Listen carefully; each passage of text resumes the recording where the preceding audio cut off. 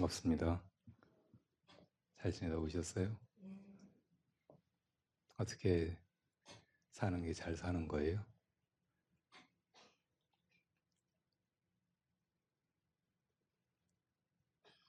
부처님은 생각 없이 아무렇게나 사는 사람들한테는 이 삶이 참 쉽고 하나도 어려울 것이 없는 것이지만 바르게 잘 살아보려고 하는 사람한테는 참으로 어려운 일이라고 하셨습니다.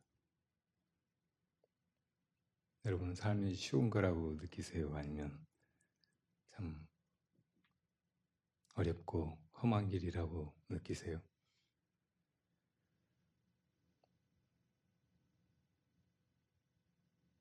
우리는 다 잘 살고 싶어 하고 또 내가 그 잘 사는 길을 충분히 알지 못한다고 생각하니까 잘 사는 길을 배우려고 부처님한테 또 스승에게 절에게 이렇게 오는 것입니다. 그래서 오늘 제가 간단히 어떻게 사는 것이 잘 사는 길인지 알려드리려고 해요. 옛날에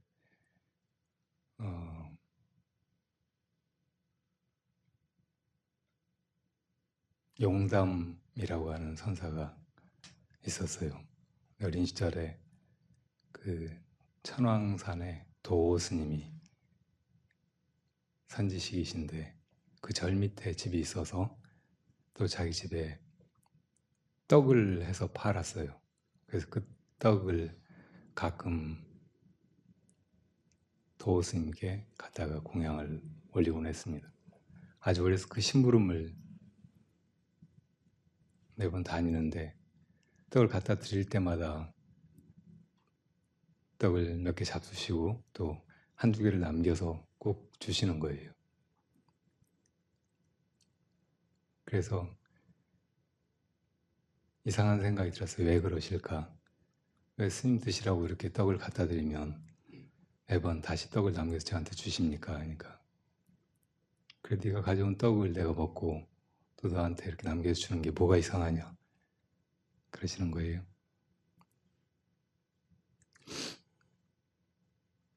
아무것도 아닌 문답 같죠? 근데 우리가 왜 머릿속이 번뇌망상으로 가득하고 또 사는 게 어렵게 느껴지고 어떻게 살아야 될지 모르겠다고 좌절하게 되고 하는지 또 어떻게 하면 여기서 벗어나는지 그 답이 이 속에 숨어 있어요. 지금 이 어린 용담은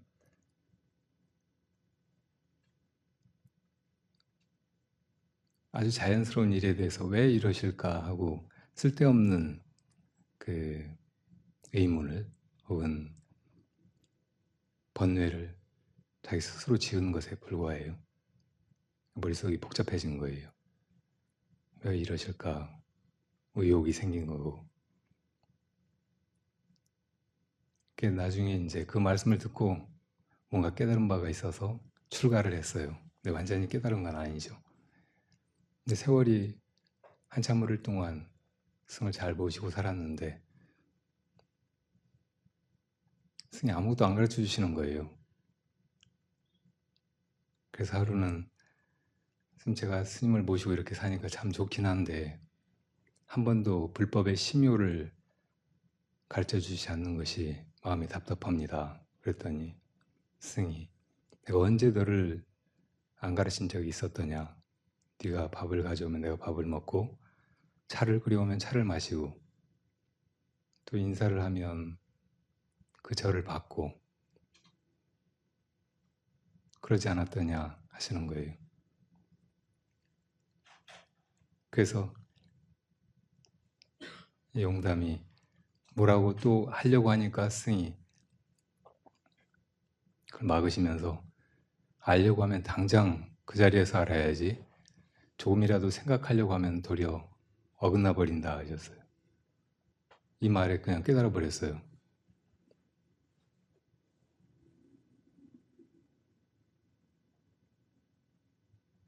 그리고 깨달은 용담이 스승에게 묻기를 이것을 어떻게 지켜가야 합니까?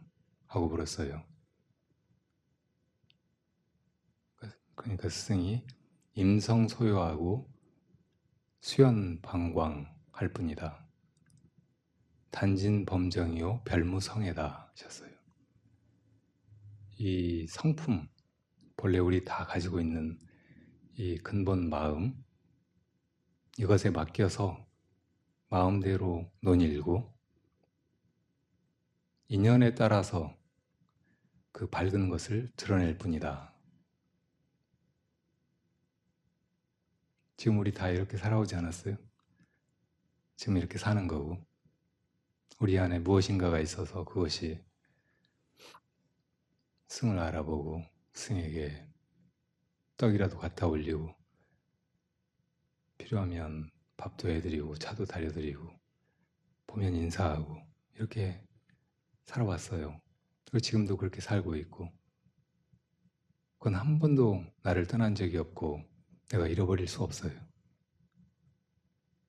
거기에 공연히 내가 이것이 나다 혹은 내 마음이다 내 의식이다 내 성품이다 하는 분별을 일으키고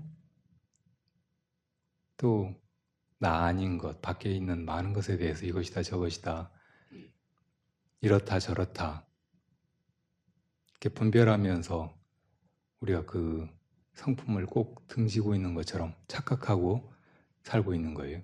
이것이 삶이 어려워지는 까닭이에요. 그것이 다하게 그냥 두면 되는데 그럼 나는 얼마나 부담 없고 홀가분하고 일이 없고 자유로워요. 그냥 특별한 이유 없이 산길을 산책하는 거하고 똑같아요. 그게 소요한다는 거예요. 산길을 그렇게 뜻없이 가지만 얼마나 많은 것들을 만나요. 나무도 보고 바람도 쐬고 길가에 이름 없이 피어있는 꽃도 보고 다 인연 따라 벌어지는 일이잖아요. 이렇게 보고 또 좋아하고 교감하고 가다가 뭐 꺾여있는 나무가 있으면 어루만져 주기도 하고 죽게 된 게 있으면 살려주기도 하고 이게 수연방광하는 거예요. 내가 그러려고 산길을 나선 것도 아니고 꼭 이걸 해야지 마음 먹고 하는 건 아니지만 나도 모르게 하게 되는 거 이렇게 살면 된다는 거예요. 아무것도 사실은 이렇게 우리 성품이 다 해나가고 있는 일에 덧붙일 것이 없어요. 이럴까 저럴까 할 것도 없고 그래서 이럴까 저럴까 하고 고민하고 하던 이 중생의 이 업식, 아르마리 이것이 다 없어질 뿐이지 따로 부처님의 성해, 신성한 무슨 아름이 혹은 이 마음 씀이 따로 있지 않다 그 말이에요. 여러분도 그렇게 살면 돼요. 얼마나 쉬워요. 아주 간단한 것이 이 삶의 진리이고 불법입니다. 이것을 공연히 뭘 특별한 것이 있다고 생각해서 알려고 하거나 그걸 머릿속에다가 좌우명처럼 새기고서 그대로 살아보려고 하거나 이렇게 하는 것이 도리어 우리 삶을 더 복잡하게 하고 심지어는 도를 구한다 혹은 불법을 닦아 익힌다 하는 일에 장애를 만드는 거예요.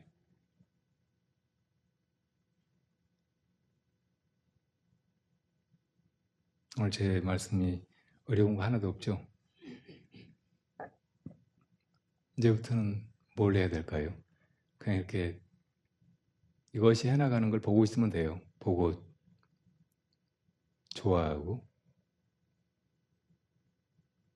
근데 이렇게 해나가는 거 이것을 본다고 해서 너무 또 나는 아무것도 안 하고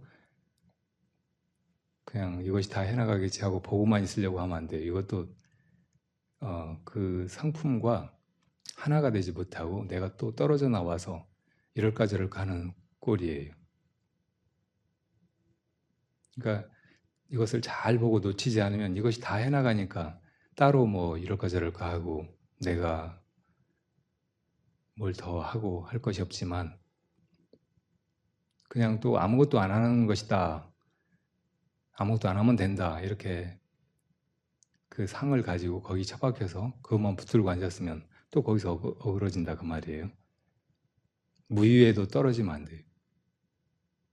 옛날에 우봉 스님이 해준 얘기인데 고등학교 때 제일 싫은 게 미술 시간이었대요. 그림을 그리려고만 하면 이걸 어떻게 그려야 될지, 뭘 그려야 될지 도대체 결정이 안 되는 거예요. 그래서 하루는 그냥 그림 그리는 도구를 펼쳐놓고 가만 앉아 있었대요. 그랬더니 선생님이 왔어요. 너 왜 안 그려? 뭘 그려야 될지 어떻게 그려야 될지 몰라서요. 붓 그래서 붓을 들었대요. 물감 묻혀. 그래서 물감 묻혀가 칠해 그러니까 그냥 칠했대요. 근데 다 그리고 보니까 그 전까지 한 번도 그려보지 못한 그런 훌륭한 그림이 그려졌대요. 그 뒤로도 그런 그림을 그린 적이 없대요. 이렇게 사는 거예요. 나는 뭐 어떻게 해야 될지 모르겠다.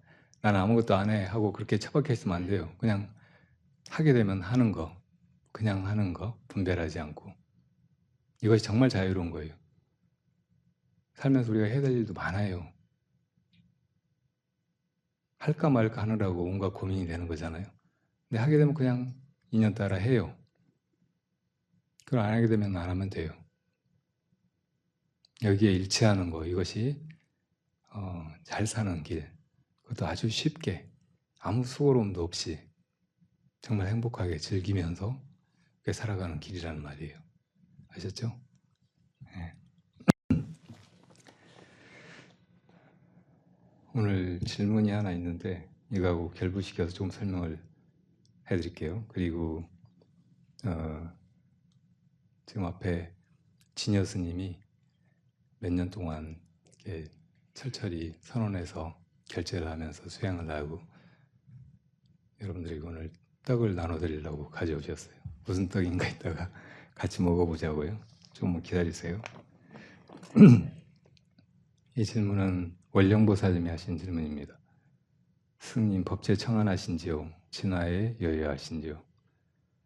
부족한 질문에 언제나 지혜롭고 바른 부처님 안목으로 자제롭게 답해 주시고 길을 활짝 열어주셔서 고맙습니다.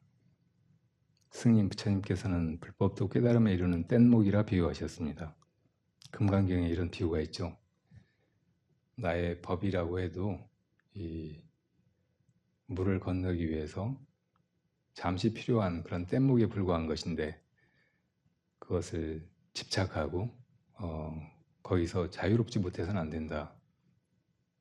뗏목을 임시로 엮어서 건너 저 언덕에 이르렀으면 이제 저 언덕에서는 뗏목이 필요 없잖아요. 그럼 놔두고 가야지. 그걸 붙들고 있거나 지키고 있어서는 안 된다는 부처님의 비유예요. 그러니까 부처님의 가르침이 다 우리를 자유롭게 하기 위해서 모든 것으로부터 심지어는 부처님 법으로부터도 자유롭게 하시기 위해서 뗏목처럼 베풀어진 가르침이란 말이에요. 그러니까 그것만 집착하고 그걸 담아두고 거기 매이면 안 된다는 말이죠. 또 금강경에서 무아에 통달한 자를 보살이라 하고 통달 무아법자 심영보살 또 일체상을 여인 자를 부처라 하시니 이 일체재상 증명재불 그렇게 말씀하셨죠. 중생을 제도하는 부처도 보살도 없고 제도받아 뗏목을 탈 중생도 없고 건너야 할 바다도 없고 제도하는 방편도 없는 것 아니죠. 맞아요. 부처님 다 이렇게 다 없다고 하셨죠. 금강경에서. 그렇지만 그럼에도 불구하고 보살은 일체 중생을 제도하는 바 없이 다 제도하리라 하는 마음에 머물고 그 마음에 의해서 이 중생심을 조복받아야 한다고 가르치셨죠. 그러니까 뭐 제도하는 바가 없으니까 나는 그냥 아무것도 하지 말아야 되겠다 이렇게 생각하면 역시 그 말에 붙들려 있는 거고 뗏목에 집착하고 있는 거죠. 그리고 거의 자유롭지 못한 거예요. 그럼 이 마음을 어디다 두고 살까? 일체 중생을 제도하는 데 두고 살아가라는 말이죠. 그렇지만 해도 하는 바가 없다는 것을 항상 반야로서 바르게 지켜보면서 그렇게 해나가라는 말씀이에요. 그게 이제 어떻게 살아야 되는가에 대해서 부처님이 금강경에서 가르쳐 주신 바죠. 깃털 같은 마음 하나도 머물 수 없는 자리로 돌아가기를 바로나며 마음과 추호도 실답지 않은 제 이름과 형상을 바로 보려 합니다. 자꾸 어디로 돌아가려고 뭘 얻어야 된다고 그렇게 생각하지 마세요. 여러분 이미 가져야 될 것은 가지고 있고 새로 얻는 것이 있다면 그건 다 잃어버릴 거예요.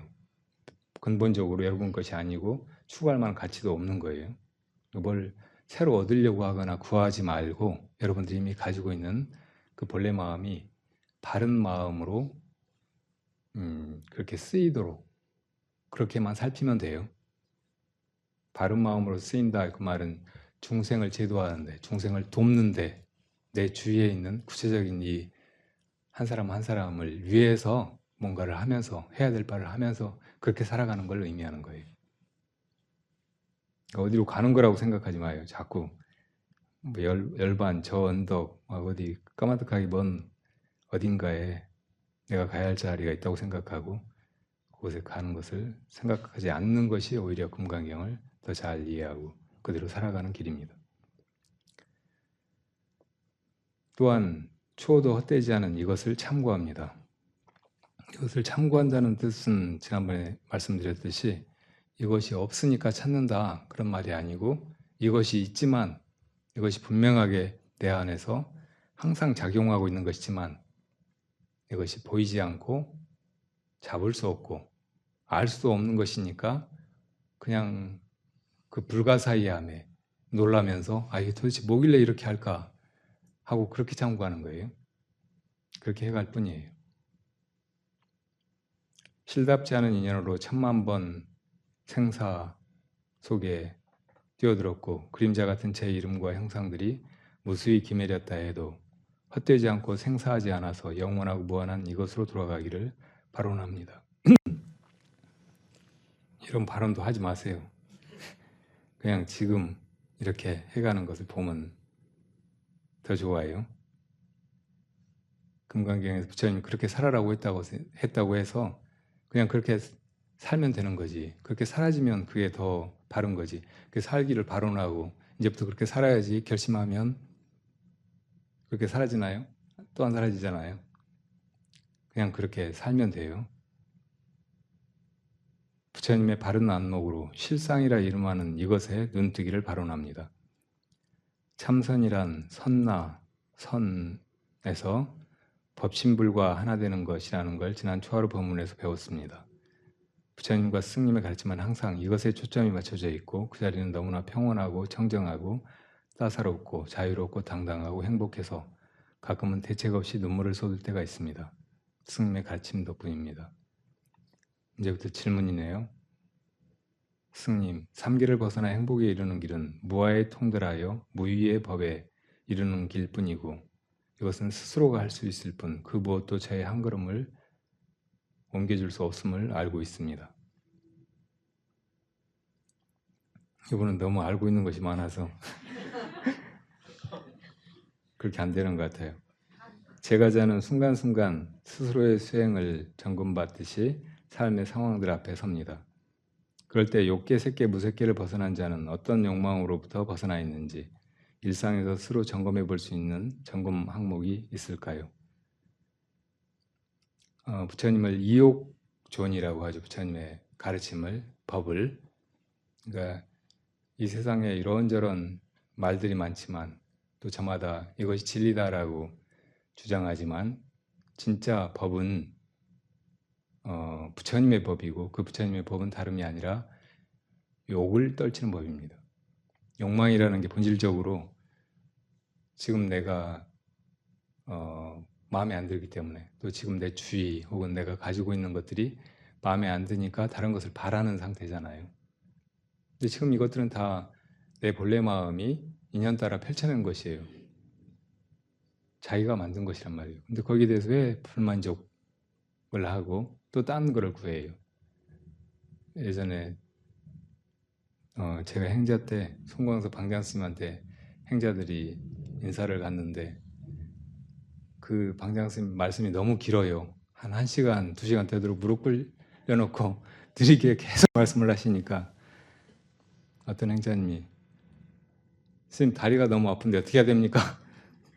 그러니까 방장스님이 이놈이 똥을 지가 쌓아놓고 나보고 어쩌라는 말이야. 다리 아플 때는 어떻게 해야 돼요? 지가 계속 무릎 꿇고 앉아 있었으니까 다리가 아픈 거잖아요. 풀면 돼요. 근데 그렇게 꿇고 앉아 있으라고 한 것도 아닌데 지가 그냥 그렇게 해놓고 그걸 또 이제 어떻게 해야 되느냐고 물으면 되겠어요?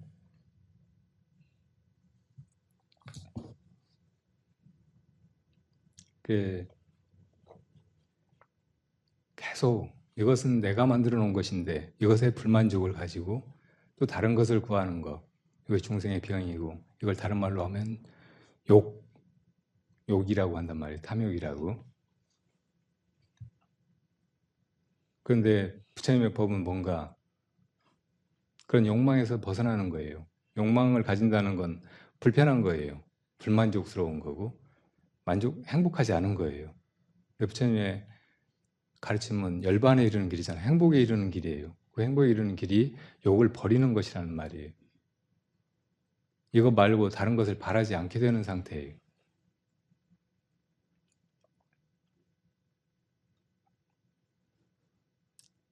우리가 가지는 욕망은 굳이 나누자면 부처님이 오욕이 있다고 하셨잖아요. 우선 이 자아에 관해서 제일 먼저 자기가 자기 스스로 혹은 다른 사람들이 어느 정도 인정하고 존중하고 또 어떤 때는 우러러보고 칭송하고 한 그런 존재가 되기를 바래요. 이게 명예욕이죠. 그 다음에 이것이 항상 편안하기를 바래요. 뭐 귀찮은 거 혹은 꼴 보기 싫은 거 너무 힘든 거 막 이런 데서 벗어나가지고 안락하기를 바라는 게 쉽게 이야기하면 수면욕이에요. 잠자고 싶어하는 거, 마음이 항상 편안하게 잠자는 것 같이 이렇게 있고 싶어하는 욕망. 그리고 세 번째는 우리가 몸을 가지고 태어나잖아요. 몸을 가지고 있으면서 이 몸이 한쪽에 치우쳐 있어요. 성적으로 자석의 한 극처럼 남자이거나 여자 이 두 성 중에 하나의 몸을 가지고 있기 때문에 이게 항상 불안정해요. 그래서 다른 성을 바라고 집착하고 같이 있어야 편안하게 느끼는 거예요. 이게 성욕이에요. 그다음에 이 몸뚱이가 계속 뭔가 새나가고 또 새롭게 힘을 얻지 않으면은 지쳐서 너무 괴로우니까 음식을 먹고 에너지를 새로 얻기를 바래요. 이게 식욕이에요. 그리고 살아가는데 이 몸뚱이만 가지고 못 살잖아요. 그 주변에 이 몸뚱이를 안락하게 하는 또 내 정신을 만족스럽게 만드는 그 많은 것들이 있기를 바래요. 이게 소유욕, 제욕이에요. 이 5가지 욕망이 우리들한테 항상 있다고. 근데 이 욕망은 근본적으로 아까 얘기했듯이 지금 내가 이미 가지고 있는 것에 만족을 못하고 더 이상을 바라는 거예요. 그리고 이렇게 바라는 것 때문에 지금 내가 가지고 있는 것으로도 만족스럽지 않은 거예요. 그 바라는 마음을 쉬는 것이 지금 이대로 행복해지는 길이라는 말이에요. 이론적으로도 너무 분명하잖아요.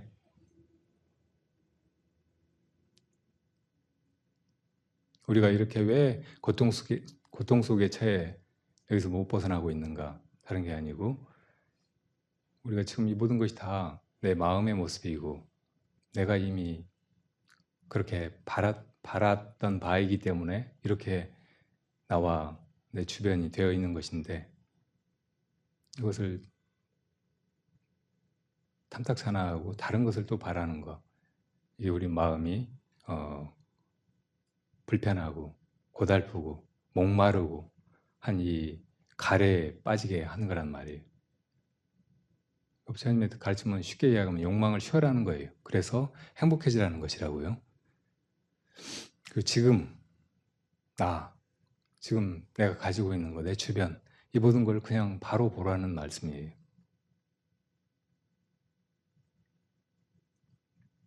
이번 질문을 조금 더 보고 더 설명드릴게요.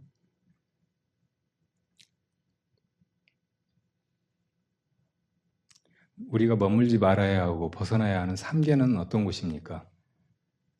지금 여기가 3계잖아요. 우리가 존재하는 세계, 우리 몸이 몸담고 있는 이 세계. 근데 여기서 꼭 벗어나서 열반이 있다고 말씀하신 것 같아요. 여기 이 3계에서 벗어나야, 다시 말하면 이 3계에 태어나지 말아야 여기서 고통을 당하고 또 고통스럽게 죽는 데서 벗어나는 것처럼 말씀하신 것 같으니까. 근데 이렇게만 하면 이건 소승의 법이에요. 소승의 법은 우리가 무명 때문에 혹은 욕망 때문에 여기 태어나서 이렇게 고통스럽게 생로병사하기 때문에 태어나지 말아야 한다. 태어나지 않는 자, 아라한이 되어야 된다고 가르치는 것처럼 보이잖아요. 그러면 아라한이 되어버리면 어디 있을까요? 어디에도 없어요. 이 3계는 이 몸을 가지고 살아가는 중생들의 세계, 또 정신을 가지고 살아가는 중생들의 세계, 이렇게 크게 둘로 나눌 수 있어요. 근데 몸을 가지고 살아가는 중생들은 또 둘로 나눌 수가 있는데, 하나는 성적인 욕망이 있는 중생들, 그리고 하나는 그런 욕망이 없는 중생들이에요. 우리는 다 성적인 욕망이 있잖아요, 인간은. 그래서 이 인간들은 욕계에 속해 있어요. 그리고 이 성욕을 벗어나면 마음이 편안하고 행복해요. 이게 선열이라고 해요. 그리고 항상 편안하고 성에서 자유로워진 그 행복감 속에 살아가는 신들의 세계를 선정천이라고 해요. 색계 선정의 세계. 그래서 쉽게 이야기하면은 중생들이 자기 마음 상태가 어떤가에 따라서 자기 존재가 결정이 되고 자기 존재가 몸담고 살아가는 세계가 결정이 되는 거예요. 그래서 순수한 자기는 정신적인 거잖아요. 이 육체적인 존재이기 이전에. 그래서 정신적인 자기 존재만으로 있으면 무색계의 신이라고 말할 수 있어요. 근데 거기에 이제 자기 몸을 가지고 이 세계 속에 이렇게 있고 싶어 하는 욕망이 있으면 색계에 있는 거예요. 근데 그렇게 몸을 가지고 있으면서도 또 남녀의 몸을 가지고 성욕을 가지게 되면은 욕계에 떨어져 있는 거예요. 그러니까 다 이 중생들이 자아에 집착하고 그 자아에서 욕망을 일으키기 때문에 이 3계 속에 매여 있다는 말이 된다고. 여기서 벗어나 버리면은 이 세계가 없어요. 원래 이 세계도 다 꿈이고 이 세계 속에 내가 있다고 하는 것도 꿈이고 내 몸뚱이라고 하는 것도 다 꿈인데, 그러니까 본래 마음, 완전히 공간도 없고 시간도 없는 그 우리 본래 마음자리 뿐인데 거기에 공연히 나라고 하는 존재가 생겨나고 내 정신이 있게 되고 그다음에 내 몸뚱이를 또 생각하게 되고 욕망까지 일으키고 하니까 이 3계 우리가 메어버린 거란 말이에요. 그러니까 이 3계에서 만약에 벗어난다고 하면, 정말로 벗어난다고 하면은 이 욕망에서 자유로워져야 되고 또 나라고 하는 상에서 자유로워져야 돼요. 그러니까 그렇게 이 세계에서 온전히 벗어나는 길을 구체적으로 말씀하신 것이 소승법이라는 말이에요. 근데 그 벗어난 마음자리에 들어가 보면 그 마음자리가 따로 어디 있는 게 아니에요. 그것이 다시 이 세계로 나타나 있고 이 세계 안에 있는 이 몸뚱이로 나타나 있고 이것이 다 그것인 거예요. 이게 다 이대로가 다 내 마음이란 말이에요. 심지어는 내 마음이 일으키는 아상이나 욕망도 여전히 내 본래 마음인 거예요. 그러니까 여기서부터는 이제 대승의 가르침이나 혹은 일불승의 가르침, 선의 가르침이 이렇게 베풀어지는 거예요. 그래서 이 소승 이상의 가르침에서는 굳이 여기서 벗어나 가지고 열반을 따로 구하지 않는 거예요. 이 속에 다시 와서 중생을 제도하려는 마음을, 불보살의 마음을 견지할 수 있으면 그게 보살도 대승의 가르침이고, 이것조차 다 마음일 뿐이라는 것을 바로 알아버리면 그게 일불승의 가르침인 거예요. 이게 다 부처님이고 이게 다 부처님의 마음이고 부처님의 세계인 것을 그대로 여실하게 볼 수 있으면 이게 이제 정말 부처님의 가르침의 모든 것이라고 할 수 있어요. 근데 이것도 다 말이고 말로 설명한 것이라면 이것을 바로 드러낸 것이 선이죠. 최상승의 선. 바로 이렇게 부처님이 연고 들어서 보이신 거.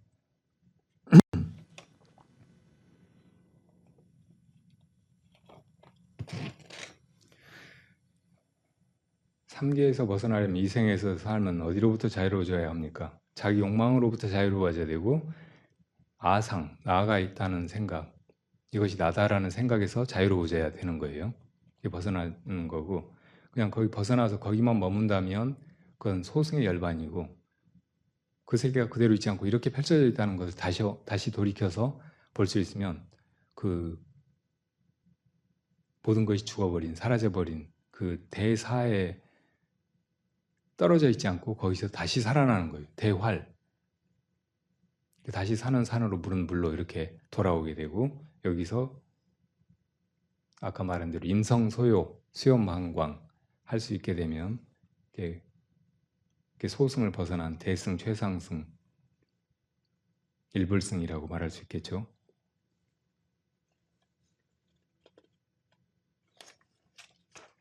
만약 반야로 돌아가 어디에도 걸림이 없어야 하겠지만 욕계, 색계, 무색계 각 단계별 점검 항목으로 삼을 수 있는 기준을 한 번 더 짚어주십시오. 얘기가 복잡하죠.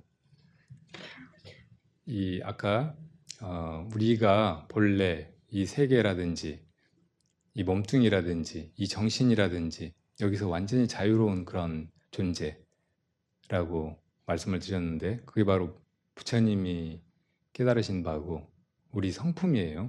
근데 그 자리에서 나다 하는 생각을 일으키는 순간 내가 이 삼계 안에 태어나게 되는 거예요. 그러니까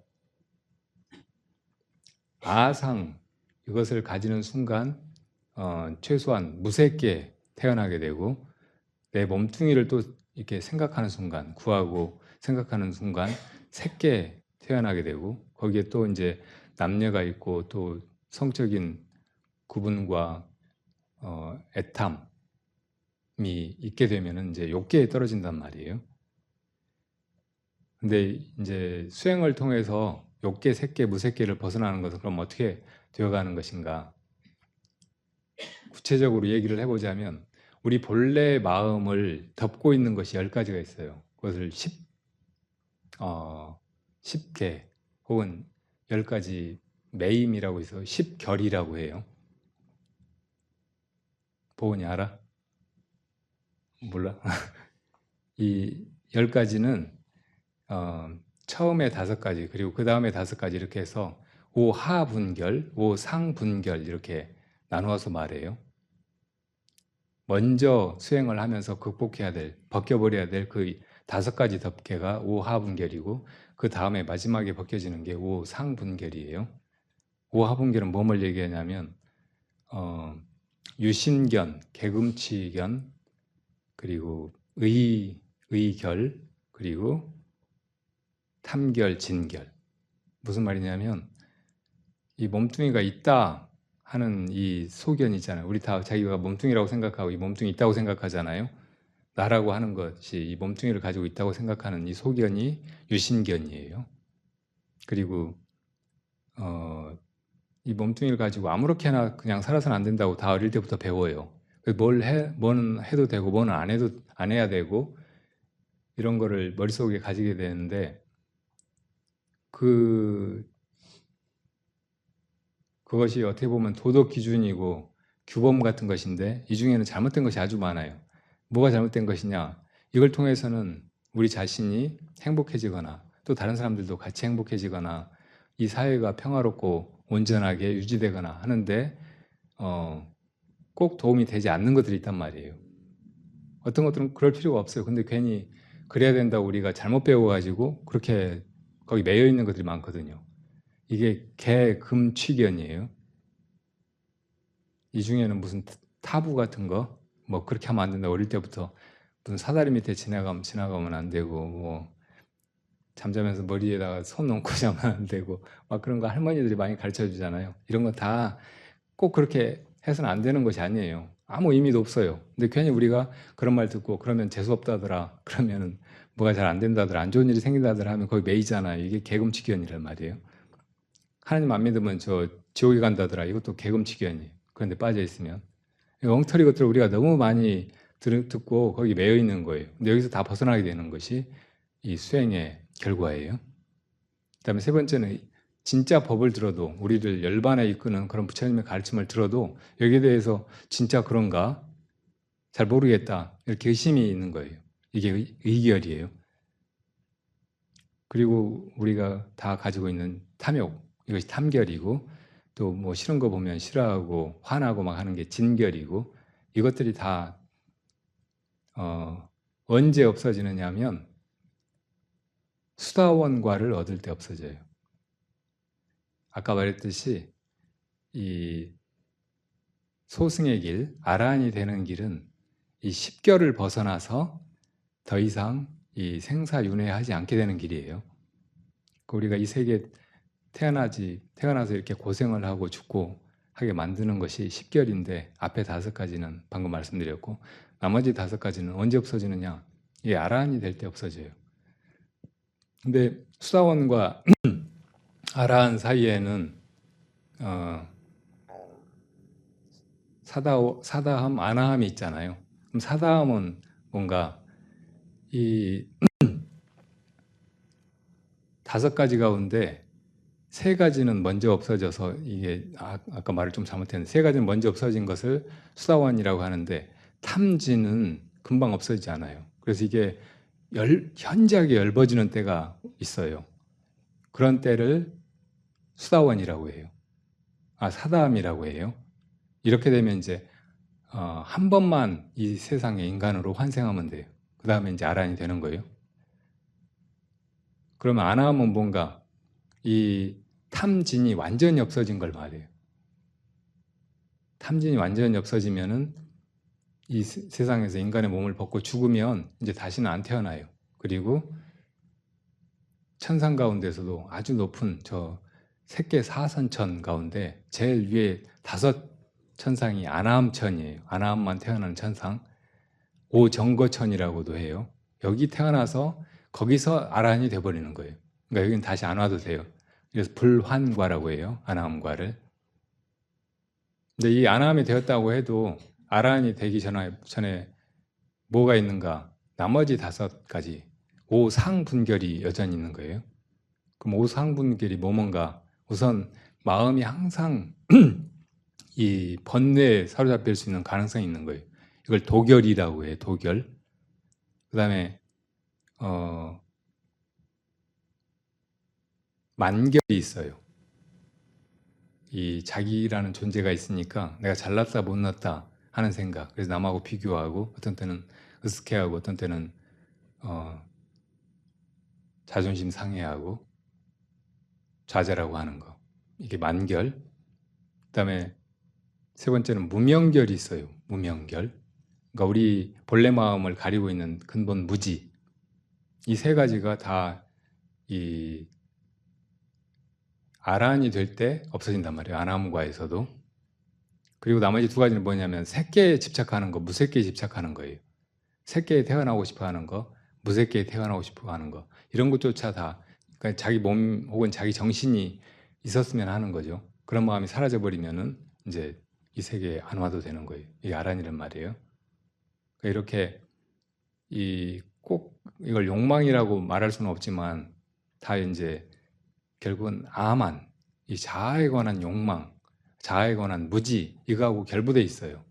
그래서 이걸 다 사실은 욕망이라고 할 수 있어요. 10결을. 여기서 이제 완전히 벗어나는 것이 부처님의 가르침이고 열반의 길이고 그래서 부처님의 법을 이옥존이라고 한단 말이에요. 그러니까 이렇게 단계 벗어나려고 하면 10결을 잘 알아가지고 내 안에 이런 욕망이 사라졌는가 이렇게 점검해가면서 가면 아주 분명해요. 근데 그렇게 가서 이제 모든 욕망이 다 사라져가지고 자기가 아라한과에 이르렀다고 해도 또 다른 중생들 보면은 마음이 완전히 편안할 수 없잖아요. 그래서 소승열반은 구경열반이 아닌 거예요. 다른 사람들과 함께 그런 경지에 이르러야만 온전히 열반을 이루는 것이고 그게 바로 구경열반이고 부처님의 열반이죠. 그래서 이제 보살도를 또 가야 된다는 말이에요. 그러니까 이걸 단계 그렇게 해나가려고 하는 것보다는 큰 마음으로 이렇게 하고 자기 안에서 어떤 종류의 욕망이나 무지나 이런 게 일어났다고 해도 이 역시 내 마음에서 일어나는 것이고 내 마음의 한 모습이고 이것도 역시 부처라는 것을 알고 그렇게 할 수 있으면 그렇게 통찰할 수 있으면 더 좋은 거예요. 차근차근 닦아나가지 않아도 단번에 그렇게 되는 거예요. 이게 바로 돈법이고 가장 빠른 최상승의 법문이라고 할 수 있습니다. 그렇게 나아가면 돼요. 여러분들은 그러니까 이목구 화두 하나만 하면 된다. 이게 도대체 뭐냐 이렇게 그냥 하고 살아가면 돼요. 그리고 이걸 알려고 하거나 잡으려고 하거나 할 것도 없이 이미 이것이 이렇게 작용하고 있다는 것을 여실하게 보고 거기 맡겨서 지내가면 된단 말이에요. 이게 얼마나 쉬운 길이 얼마나 빠른 길이고 길도 없는 길이죠. 그러니까 그런 길에 가기로 하고 나섰으니까 차라리 지옥에 떨어져 가지고 억만급을 괴로움을 겪더라도 다른 건 돌아보지 않겠다. 이런 큰 믿음이 더 필요해요. 자, 오늘 얘기가 너무 길어서 다음 진여 스님 말씀을 들을 시간이 많지 않은데 스님 시간 내지 말고 충분히 말씀하세요. 스님이 좋은 법문을 해주시면 거기 이어서 여러분들 질문도 또 하시고 그래서 좋은 법회가 되길 바랍니다.